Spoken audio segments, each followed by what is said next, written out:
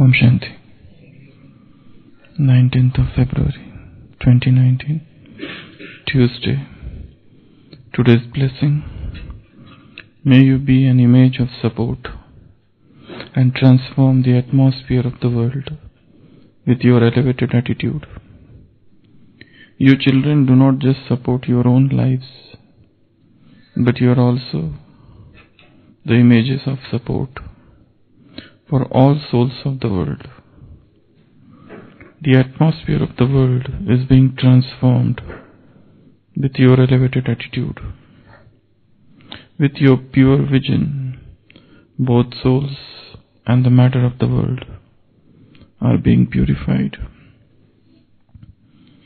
The world is being changed through your vision. The world is becoming elevated with your elevated actions. Since you are now wearing the crown of such a big responsibility, you will also receive a crown in the future.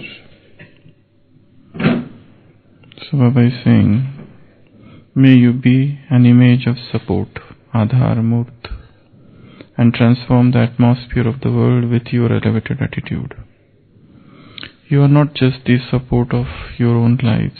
You don't just support your own lives, but you are also the image of support for the souls of the world.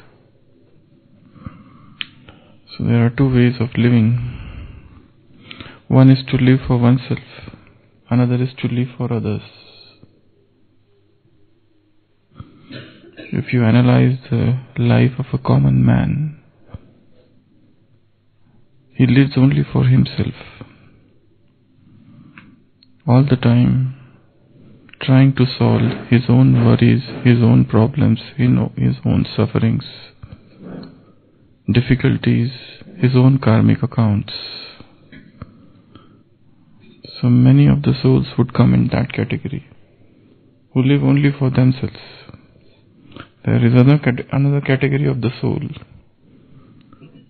who are busy in serving others. At the same time, they are also settling their own karmic accounts. But the desire to serve others is so strong that their own intrinsic efforts, karmic accounts, look very less,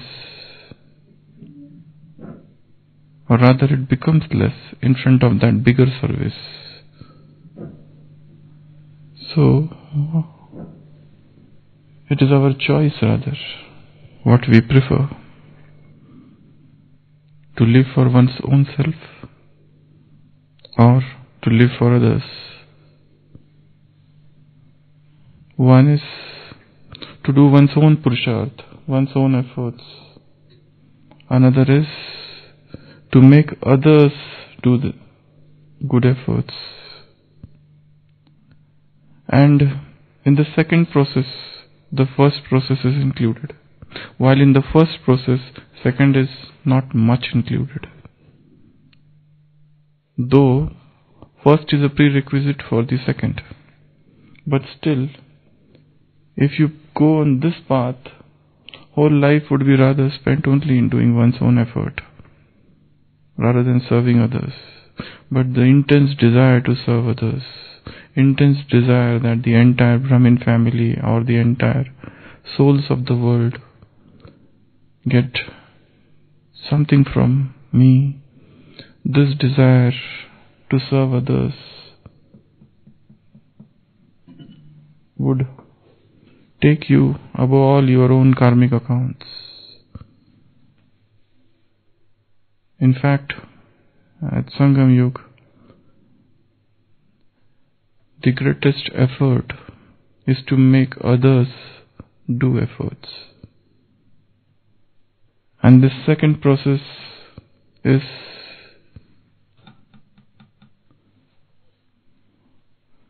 the blessings are included. The blessings of others are included in the second process.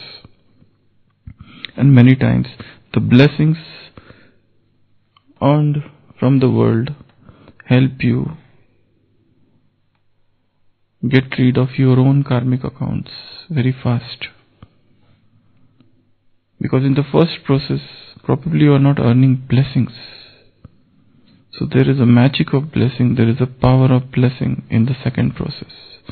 So there should be an overwhelming desire all the time that I want to benefit each and every soul of this world. No matter which country they belong, no matter what caste, what creed, what job, what occupation, what gender, what age, whatever, I have to benefit the whole world. So there should be an overpowering desire, intense desire all the time. So in that desire to serve the world, automatically you start doing your own effort. You start earning the blessings, and this entire process, the first process is included in this process. While there are a group of souls who are busy only in their own efforts, in clearing their own karmic accounts, in trying to understand their own past, in trying to overcome past hurts, traumas, memories, future anxieties, present insecurities. So they are assailed with all of those things here. So Baba is saying, you children do not just support your own lives. So there are those who support their own lives, and there are others who are the image of support for the souls of the world.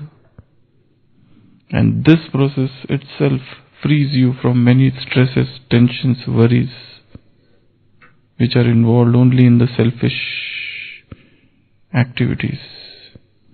So, a broader sense of vision. And then Baba is saying three things here. With your vritti, with your attitude, you change the atmosphere. With your drishti, you purify the souls and prakriti and 5 elements. And with your actions, you create the elevated world. So these are the three things. The atmosphere of the world is being transformed with your elevated attitude. With your elevated vritti, you transform the world, atmosphere. And with your pure vision, souls and the matters of the world are being purified. The world is being changed through your vision. The shristi is getting changed through your drishti. And the world is becoming elevated with your elevated actions. So these are the three things. Since you are now wearing the crown of such a big responsibility, so this is a very big responsibility, to have elevated attitude, to have pure vision, and to give and to do elevated actions.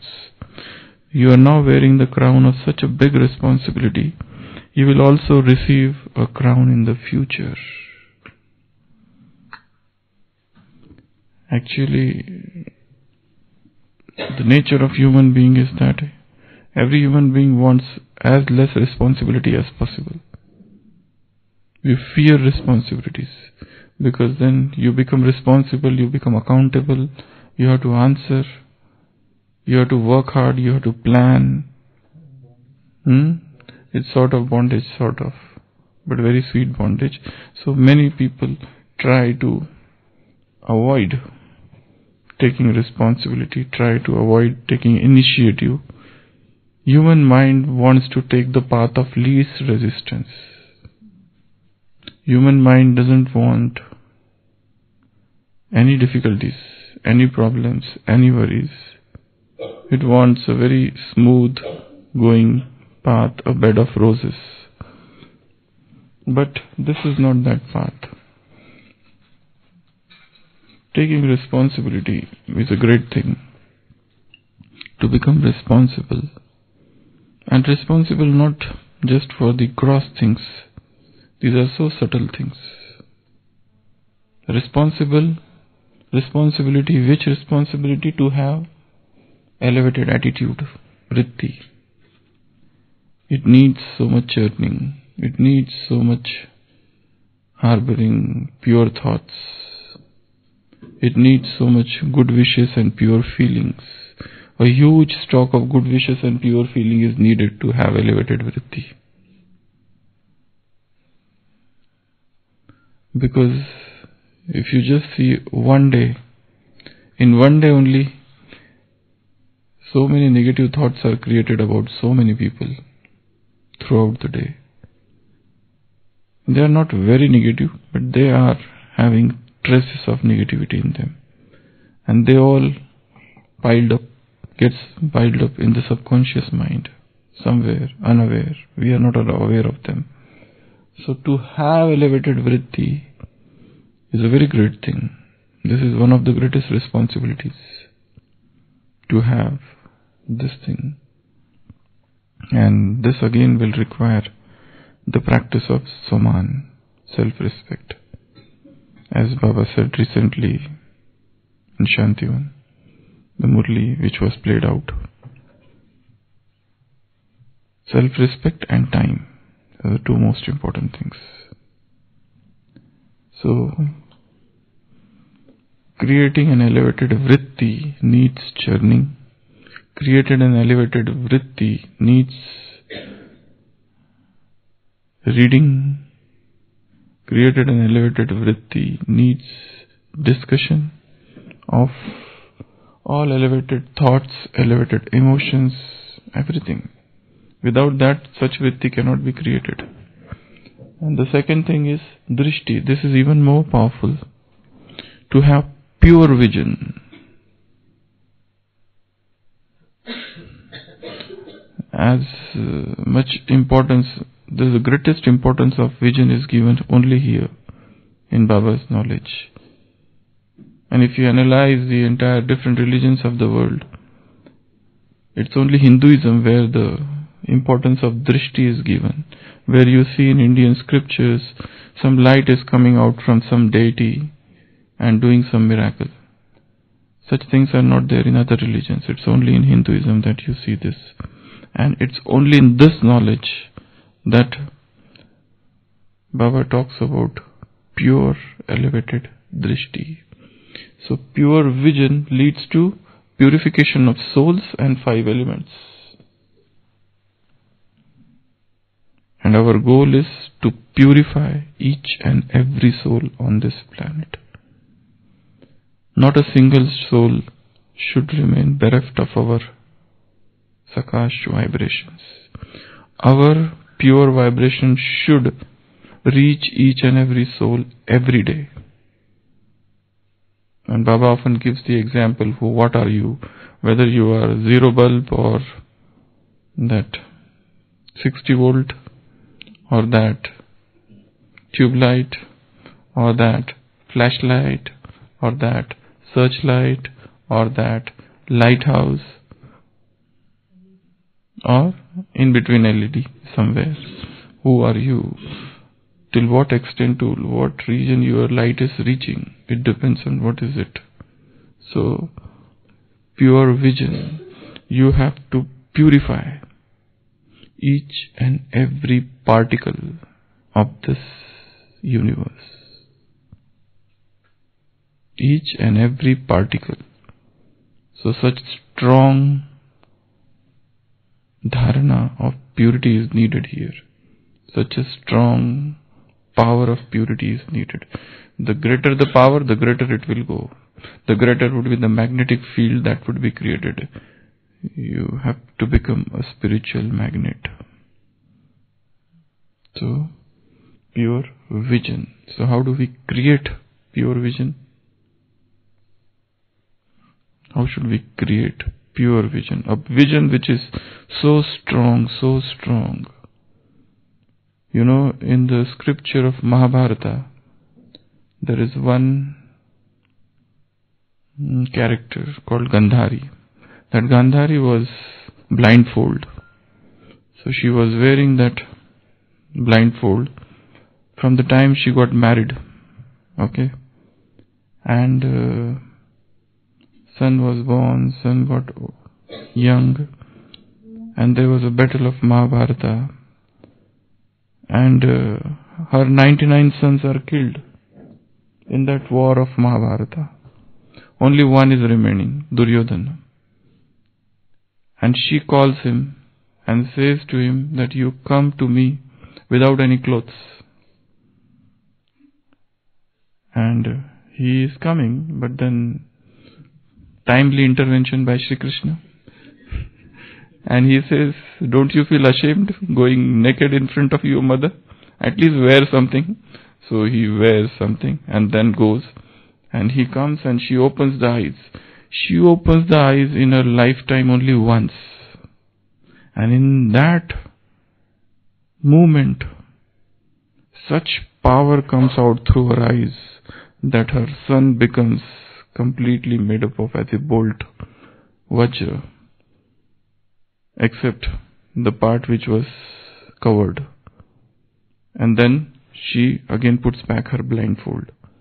And then she says, I had told you to come without clothes. Why you came like that? So he says, it doesn't look good, but it was my order. Why you didn't come like that? So he said, okay, I will do it again. Now you do it. She says, now I can't do. It was only once. Because in that vision, in that moment, I had poured all the purity of my entire life. I had poured all my devotion to husband, Pativrata Dharma, into that vision. So that's why her vision had become so powerful. So that Gandhari, who is also shown to be a devotee of Shiva, Shiva Bhaktini. So she combines three things in that vision: her devotion to Shiva, her own purity, and her devotion to her husband. So she says, I had condensed in that vision all of these three powers, and that is why that vision was so powerful that made her son fully invincible. But then again he was killed because he was hit here on his thighs. That's another story. So, power of vision. Vision is so powerful.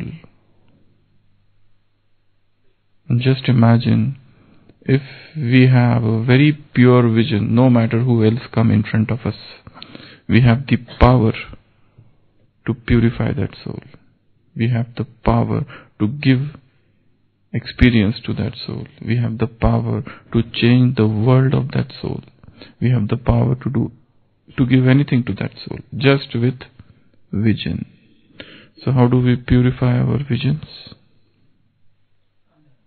What should we do so that our drishti should become extremely pure?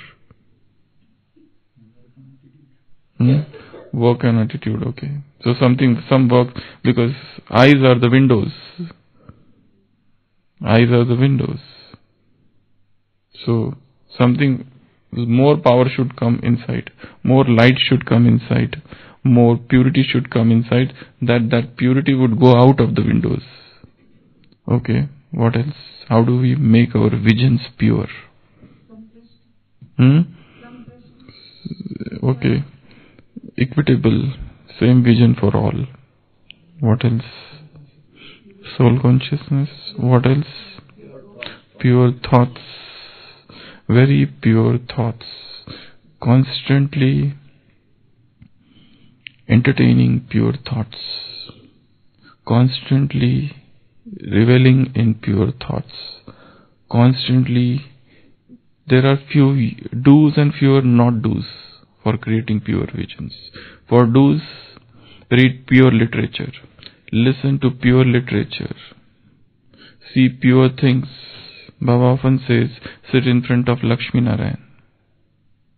The posters, the pictures, the statues, sit in front of them and see what virtues they have got. That will purify your vision. So, seeing pure things, listening to pure things, reading pure things, discussing pure things, visiting pure places, staying in pure places. You are making sure that you do not go in the wrong company. So that also purifies the vision. What else? Pure food, that is so important.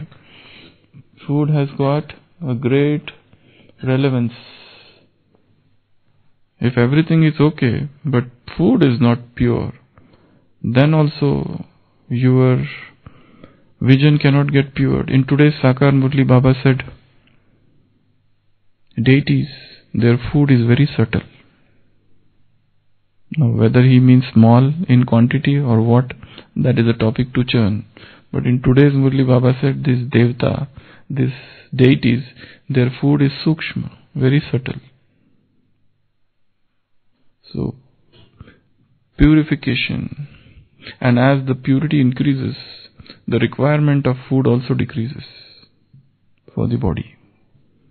Probably food which is needed for a pure soul, because Baba is talking in today's Murli regarding his reference to happiness. When one is too much happy, he doesn't require to eat too much. In fact, overeating is a sign of depression. Overeating is a sign of dissatisfaction. Overeating tells us somewhere that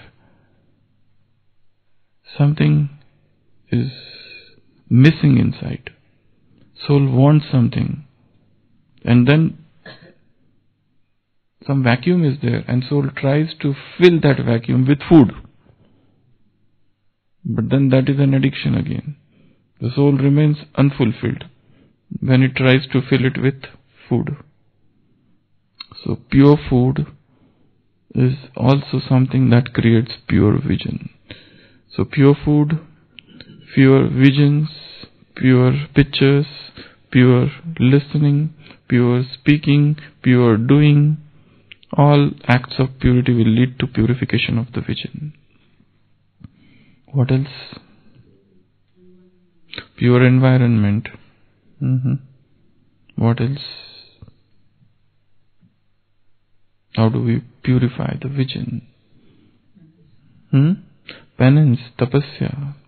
Baba has said in many of the Murlis, early morning at Amrit Vela, take drishti from Baba and give drishti to the world. Take drishti from Baba and give drishti to the world. Take drishti from pure souls and give drishti to the world.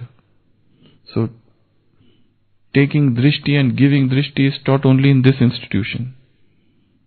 There is no other institution, spiritual institution in the world where such a great importance has been given to drishti, where we see each other in the middle of the forehead and to feel the soul is shining here. So to take drishti is a very important thing.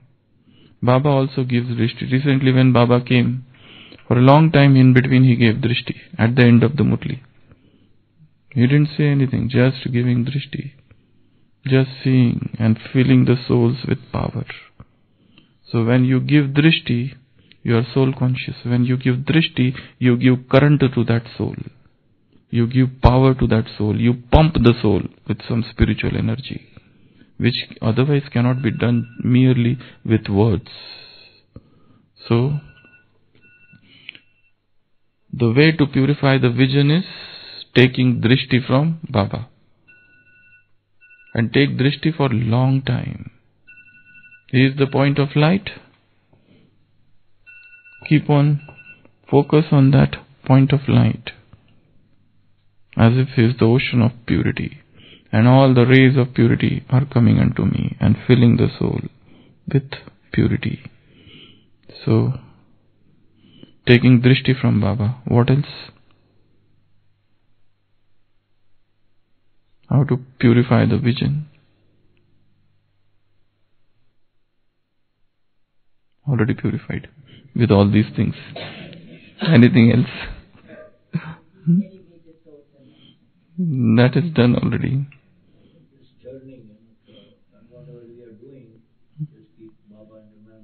Yeah, so remaining in silence. This is a great act of tapasya. There was one guru and he used to give lecture, but throughout the day he would not do anything. Just sit. And people would say, what is your guru doing? And they would say, nothing, he is sitting. But he must be doing something.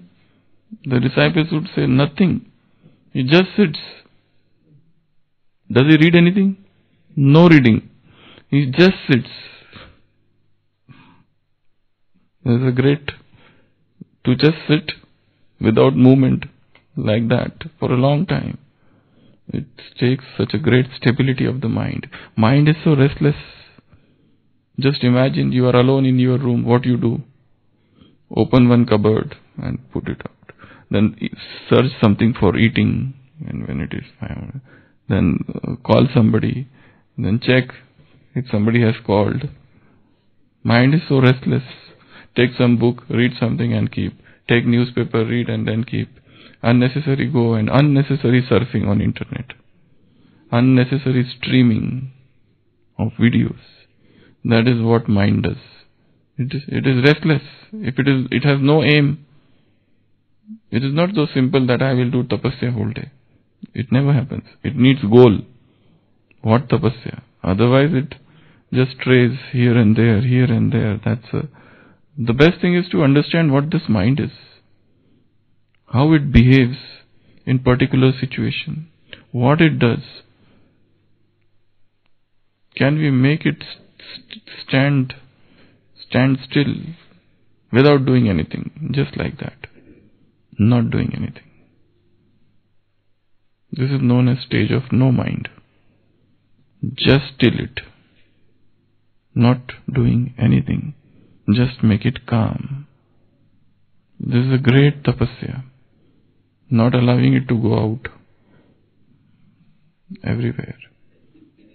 Sometimes make it like that. Not doing anything, just sitting and watching it as a detached observer. For example, 3 young men, they come at one place and they see on top of the hill a guru-like personality, one master is there standing.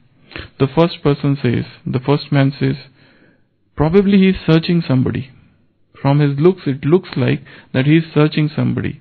Probably he has lost his cattle, his cow, and he is searching it. The second man says, no, I don't think he is searching anybody. His cattle. Probably his friend is lost and he is searching his friend. The third one says, no, I don't think he is searching anybody. He must be meditating. He must be sitting in meditation. So they all go to him and they say, what are you doing? The first one says, you must be searching somebody. You have lost your cattle. He says, I don't have cattle, so I am not searching. So second says, you must be trying to find, you are seeking your friend. He says, I am not having any friend. The third one says, yes, I have told you, that he is not searching anybody. He is sitting in meditation. He says, I am not in meditation. Then what are you doing? He says, I am doing nothing. I am just standing. That's it. I am not doing anything. So sometimes not doing anything is a great tapasya. And such a stage comes after a long time, where the mind is free from outward tendencies. So, pure vision. Purifying the vision. You have to purify what you see, what you listen, what you watch, what you think, what emotions you have, what dreams you have, what relationships you have, what you hear, so many things, everything, what you speak, what all things go on in the heart, in the subtle and the corners of the heart. So purifying the vision, this is our responsibility. Creating elevated attitude, second purifying the vision, and third creating elevated actions. Elevated actions means few things are there in elevated actions. Which are elevated actions?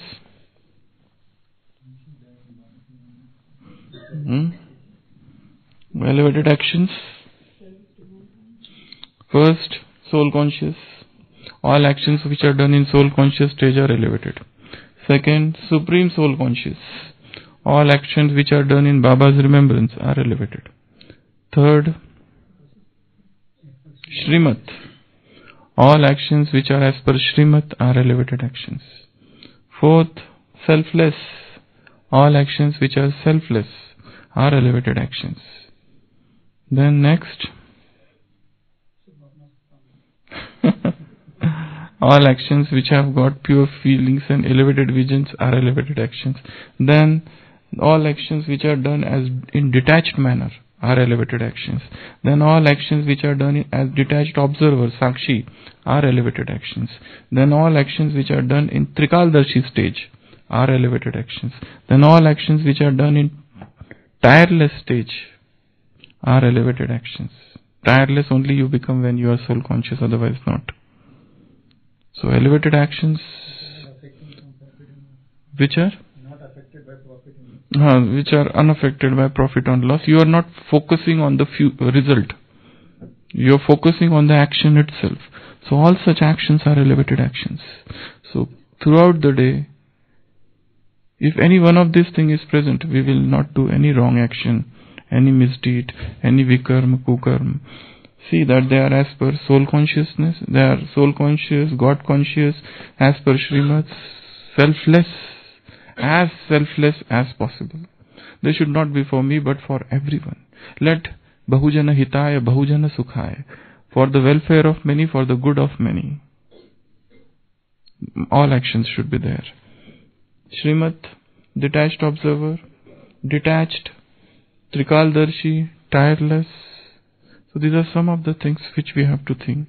So 3 things to focus: vritti, drishti and karma.